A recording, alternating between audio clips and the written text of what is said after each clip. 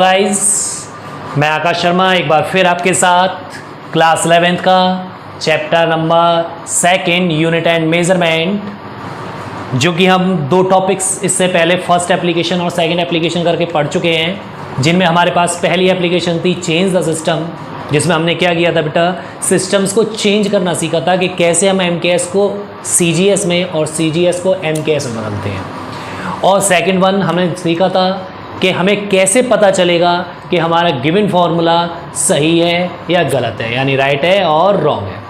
अब third application जो हमारे पास है, इसमें हमें सीखना है बेटा कि हमें वो एक इनकरेक्ट फॉर्मूला देगा, ठीक है ना, कंफर्म है। वो कैसा फॉर्मूला देगा हमें, इनकरेक्ट, और हमें उसे करेक्ट कर कर लेकर आना है, ठीक है ना।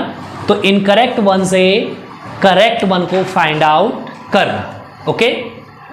जैसे कि हम इसका एक एग्जांपल ले लेते हैं बेटा, ये भी चीज़ with the help of dimension ही होगी। तो जो मेरी प्रीवियस वीडियो है आप उसको ज़रूर देखें, डायमेंशन फाइंड आउट करना सीखें, उसके बाद ही ये चीज़ें आपको क्लियर और बेटर तरीके से समझ में आने वाली है, ओके ना। तो हम निकाल रहे हैं यहाँ पर बेटा correct formula from incorrect one. पहले मैं एक क्वेश्चन ले लेता हूँ, जैसे कि मान लीजिए उसने हमसे कहा है द टाइम पीरियड, ठीक है, इज डिपेंड्स ऑन, ओके। चलिए मैं इसे पूरा लिख देता हूं, ओके ना। The time period of pendulum depends on. बेटा time period of pendulum depend करता है हमारा first condition length of string, second condition बेटा मास ऑफ बॉब, ठीक है, और थर्ड कंडीशन बेटा acceleration due to gravity, okay. Length of string को हम डिनोट कर रहे हैं स्मॉल एम से, mass small m, small l, small m, और acceleration due to gravity small g, okay. ये हमारे पास क्वेश्चन है बेटा। क्वेश्चन काफ़ी लेंथी होगा, मैंने शॉर्ट करके वैसे ही नॉर्मल लिख दिया है। बस हमें ये चीज़ समझनी है, जो टाइम पीरियड होता है बेटा किसी भी पेंडुलम का, वो इन तीन फिजिकल क्वांटिटीज़ पर डिपेंड करता है। और अगर वो इन तीनों पर डिपेंड करता है तो इसका मतलब अब हमारे पास करेक्ट फॉर्मूला नहीं है। अब हमें क्या करना है, इन सब का यूज़ करके करेक्ट फॉर्मूला फाइंड आउट करना है बेटा। तो हम यहाँ से करेक्ट फॉर्मूला फाइंड आउट करेंगे, लेकिन उससे पहले बेटा जिन स्टूडेंट्स ने अब तक चैनल को सब्सक्राइब नहीं किया है वो चैनल को सब्सक्राइब करें और बेल आइकन को दबाएं, जिससे कि हमारी वीडियो सबसे पहले आप तक पहुँचे। और बेटा हम कोशिश करते हैं कि बेटर से बेटर चीज़ आपको दी जाए, ओके। So thank you. अब आते हैं हम अपने क्वेश्चन पर। क्वेश्चन हमारे सामने है और इसके लिए हमें क्या करना है बेटा, ड्राइव करना है करेक्ट। चलिए तो मैं पहले इस कंडीशन को बेटा स्टेटमेंट कन्वर्ट करता हूं, ठीक है ना। तो देखिए हमारे पास time period t, okay, is depend on किस पर, लेंथ ऑफ स्ट्रिंग, किससे इंडिकेट किया हमने, स्मॉल एल से, mass of bob small m, acceleration due to gravity small g. अब बेटा हम अपनी तरफ से लेट करते हैं इसमें डायमेंशंस को, ठीक है ना। मैं यहाँ पर लेंथ की डायमेंशन ए मान लेता हूँ, मास की बी मान लेता हूँ, और ग्रेविटी की सी ले लेता हूँ। ये तीन डायमेंशन मैंने अपनी तरफ से लिए बेटा, ओके। अब मुझे क्या करना है, जब प्रोपोर्शनल हटाते हैं बेटा तो कोई कांस्टेंट माना जाता है। मैं यहाँ पर कांस्टेंट के ले लेता हूँ, के एल ए एम बी और जी सी। अब मैं 1 by 1 करके इन तीनों के मतलब इन दोनों साइड्स को कंपेयर करूंगा, वही अगेन LHS और RHS लेकर। और मुझे क्या करना है बेटा, ए बी और सी की वैल्यू को फाइंड आउट करना है with the help of dimension. तो सबसे पहले हम ले लेते हैं take LHS left hand side. Left hand side में देखिए बेटा हमारे पास क्या टॉप पॉइंट है, फिजिकल क्वांटिटी कौन सी है, टाइम पीरियड। और टाइम पीरियड जो होता है हमारा, इसकी डायमेंशन बनती है, डायमेंशनल फॉर्मूला बनता है बेटा M0 L0 T1, क्योंकि टाइम का तो T1 ही होता है ना। तो उसे हम M0 L0, क्योंकि इनकी वैल्यू 1 1 हो जाएगी, केवल क्या बचेगा, T1। अब हम ले लेते हैं टेक RHS,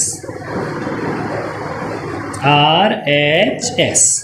तो जब RHS लेंगे बेटा तो हमें क्या लेना है, देखिए k तो हमारा कांस्टेंट है तो इसका तो यूज़ नहीं करना आपको, आप लेंगे l लेंथ इसकी, a mass, b gravity, c। Open करते हैं ऐसे, लेंथ की तो बेटा l1 ही होती है।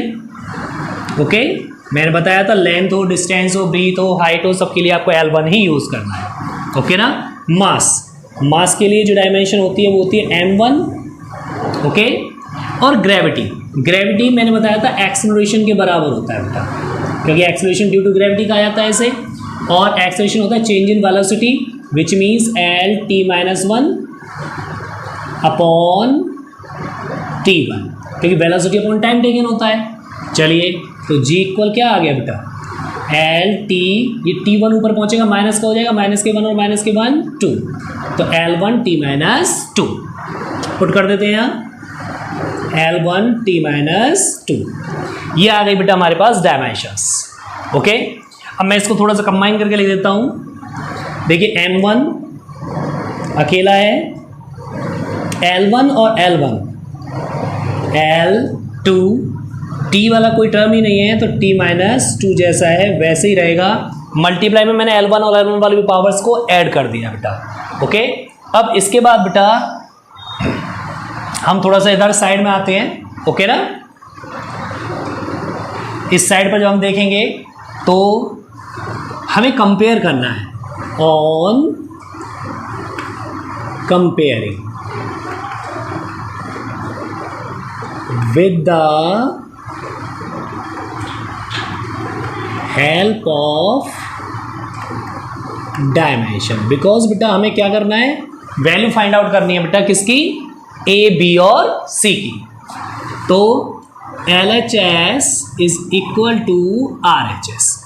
LHS में हमारे पास जो डायमेंशन थी बेटा वो थी M0 L0 T1 राइट, और RHS में हमारे पास जो डायमेंशन थी वो थी हमारे पास बेटा M1 L2 T-2।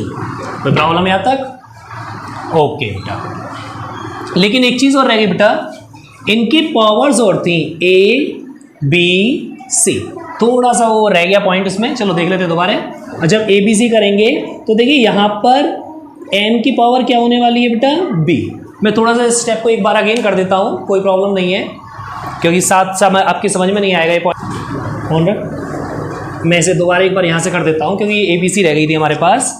अब देखिए यहाँ पर L की पावर जैसे हमने पढ़ा है A की पावर M और इसकी होल पावर N हो, तो ये हो जाता है A की पावर M इंटू M। ऐसे देखो L की पावर 1 और इसकी होल पावर A, तो ये क्या हो जाएगा L की पावर A। ओके यहाँ पर M की पावर B, यहाँ पर L की पावर C और T की पावर -2C। ओके अब मल्टीप्लाई कर देते हैं इनका, M की पावर B, L की पावर A प्लस C, क्योंकि बताया था मैंने मल्टीप्लाई में पावर्स ऐड होती हैं, और T की पावर -2C। ओके सो ये पॉइंट क्लियर हो चुका है हमारा। अब हमें यहाँ पर भी सेम वही कंडीशन लेनी है बेटा, यहाँ पर हमारे पास B था, यहाँ पर A प्लस C था, और यहाँ पर -2C था। ओके अब कंपेयर करिए बेटा, देखो यहाँ पर M की पावर B और यहाँ पर M की पावर 0, सो B इक्वल कितना हो गया बेटा, 0। देखिए जरा, है ना, हमने पावर्स को कंपेयर किया है on comparing with the help of dimensions, on comparing powers.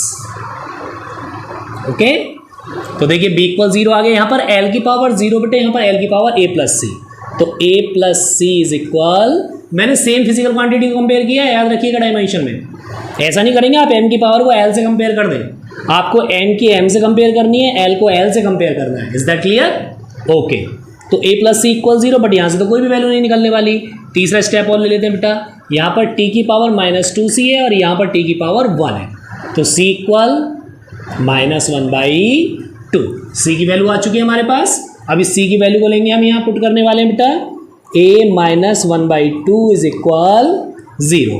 A is equal, ये इधर जाएगा बेटा, किसका हो जाएगा, प्लस का 1/2। अब हमारे पास A B C तीनों वैल्यूज आ चुकी हैं क्या? अब एक बार इस स्टेप को एक बार यहाँ तक दोबारा समझ ले बेटा, थोड़ा इंपॉर्टेंट पॉइंट है बेटा। हमारे पास क्वेश्चन था time period of pendulum depends on length of string, mass of bob and acceleration due to gravity. तो इसी कंडीशन को हमने यूज किया है बेटा। टाइम पीरियड मैंने इन स्टेटमेंट में कन्वर्ट करके इसको चेंज कर दिया है। लेंथ जो थी वो L थी, मास जो है M है और ग्रेविटी जो है G है। ओके, और मैंने अपनी तरफ से इनकी डायमेंशन A B C मान ली है। इसके बाद proportional replace by a constant K, तो हमने प्रपोर्शनल को हटाया और K उसमें पुट कर दिया है L की पावर A, M की पावर B एंड G की पावर C, जैसा है सिमिलर।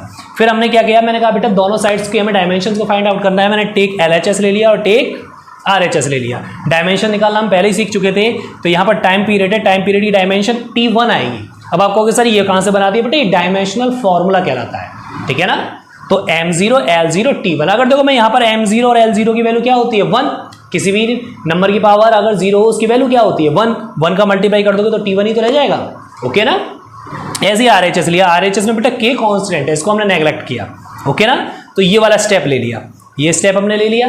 अब यहाँ पर L है लेंथ, लेंथ की L1 हो गई और इसकी होल पावर A है बेटा। मास है M1, इसकी होल पावर B। ग्रेविटी है L1 T-2, यहाँ मैंने अलग से निकाल के दिखाई बेटा ये, ठीक है ना। L1 T-2 है, इसकी होल पावर C। अब मैंने क्या किया बेटा, A की पावर M और उसकी होल पावर N होता है, तो हम क्या करते हैं A की पावर M इंटू N, वही चीज हमने यहाँ पे यूज कर दी। L की पावर 1 इंटू A यानी L की पावर A, M की पावर 1 इंटू B यानी M की पावर B, L की पावर 1 इंटू C यानी L की पावर C, T की पावर -2 इंटू C तो -2C। ओके, यहाँ तो कोई प्रॉब्लम नहीं है। अब देखिए M की पावर B, L की पावर यहाँ पर A है बेटा और यहाँ पर C है, मल्टीप्लाई में पावर्स ऐड होती हैं, सो L की पावर A प्लस C, और टाइम की पावर यहाँ पर T जो है -2C एज इट इज हो गया। अब मैंने क्या किया बेटा, on comparing powers with the help of dimension, ये कंपेयर करना है हमें पावर्स को। तो यहाँ पर देखो M की पावर 0, M की पावर B, तो M वाले को यानी मैंने बताया ना सेम फिजिकल क्वांटिटीज को ही आप कंपेयर कर सकते हैं इसमें। ओके ना, तो यहाँ पर M की पावर 0, यहाँ पर M की पावर B है, तो B इक्वल क्या आ गया बेटा 0। यहाँ पर देखो L की पावर 0, यहाँ पर L की पावर A प्लस C, तो मैंने A plus C is given to 0 दिया है। अब यहाँ से तो वैल्यू नहीं निकल रही कोई भी, चलिए कोई बात नहीं, आगे चलते हैं। यहाँ पर T की पावर -2C और यहाँ पर T की पावर 1, तो मैंने 2C इक्वल 1 ले लिया। तो यहाँ से C की वैल्यू निकालेंगे, -2 अपॉन में पहुंचेगा बेटा, तो ये C इक्वल आ गया -1/2। क्लियर हुआ। इसके बाद अब मैंने C की वैल्यू को यहाँ पुट कर दिया, ये तो दिया हमारे पास A प्लस C इक्वल 0, तो C की वैल्यू -1/2 पुट कर दी, ये इधर गई, पॉजिटिव 1/2 हो गया। क्लियर हुआ यहाँ तक, तो A की वैल्यू भी आ चुकी है हमारे पास। अब बस हमें क्या करना है, इसका करेक्ट फॉर्मूला बना देना है। मैं क्वेश्चन को साफ कर देता हूँ, वहीं पे हमारा करेक्ट फॉर्मूला बनने वाला है। ओके, चलिए करेक्ट फॉर्मूला बनाते हैं बेटा। अब इसका बस हमारे पास आंसर आने ही वाला है। देखिए हमारे पास फॉर्मूला जो था T इज इक्वल था K, ये वाला फॉर्मूला लेना है बेटा, ठीक है। LA MB GC मैंने वैल्यूज ले ली। अब मेरे पास देखो डायमेंशंस की वैल्यू में A की वैल्यू 1/2 आई है, B की वैल्यू 0 आई है और C की वैल्यू -1/2 आई है। मैं इन वैल्यूज को वहां पुट करने वाला हूँ। T is given K, L की पावर A की वैल्यू कितनी थी बेटा 1/2। ओके, यहाँ पर M की पावर B की वैल्यू कितनी आई है देखो जरा 0। ग्रेविटी -1/2। यहाँ तक कोई प्रॉब्लम। किसी भी नंबर की पावर अगर 0 हो उसकी वैल्यू क्या हो जाती है बेटा 1, तो M की पावर 0 को आप रिप्लेस कर देंगे। देन T इक्वल क्या बचा बेटा K, L की पावर 1/2, ये तो हट गया, यहाँ से रिमूव हो गया।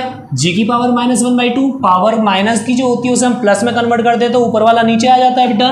देन ये हो जाएगा G की पावर 1/2। अच्छा मुझे एक चीज़ और बताइए बेटा, 1/2 का मतलब रूट होता है क्या? अनरूट ही तो लिखते हैं आप। चलिए यहाँ से मैं 1/2 को रिमूव कर देता हूँ, K रूट में L अपॉन रूट में G। अब ये दोनों ही वैल्यू रूट में है ना, तो आप इसे क्या लिख सकते हैं बेटा, इस स्टेप को हटा देते हैं यहाँ से, आपका आंसर आ चुका है। T इज गिवन K और इसको होल को रूट में L upon G, that's your answer. Okay ना। और बेटा अगर वो आपको कांस्टेंट की वैल्यू देता है तभी आप यूज करेंगे, अदरवाइज आपको केवल K ही यूज करना है। जैसे वो कहते हैं ना प्रूव करके आपको ये लाना है, तब आप करेंगे। जैसे यहाँ पर वो दे सकता है आपको K की जो कांस्टेंट वैल्यू आपको यूज करनी है बेटा वो 2π करनी है, तब हमारे पास T इज इक्वल हो जाएगा 2π रूट में L अपॉन G। अब मेरे हिसाब से ये फॉर्मूला सभी को क्लियर हो चुका होगा, कोई डाउट नहीं होगा। Third application, correct the formula. हमारे पास क्वेश्चन जो होगा उसमें हमारे पास एक इनकरेक्ट फॉर्मूला दिया होगा जिससे हमें करेक्ट फॉर्मूला फाइंड आउट करना है। मैं शॉर्ट व्यू में से एक बार आपको बता देता हूं बेटा हमने क्या किया। हमने सबसे पहले फॉर्मूला जो है उसे स्टेटमेंट को कन्वर्ट किया। इसके बाद हमने क्या किया, हमने LHS लिया और RHS लिया। LHS और RHS में डायमेंशन से उन्हें कंपेयर किया। कंपेयर करने के बाद हमने डायमेंशन जो लेट की थी वहां से A, B और C उनकी वैल्यूज को फाइंड आउट किया यहाँ पर। और जब हमारे पास उनकी वैल्यू आ गई तो जो हमने इनकरेक्ट फॉर्मूला बनाया था उनमें ABC की वैल्यूज को पुट कर दिया और then the final answer is okay. Clear? Thank you.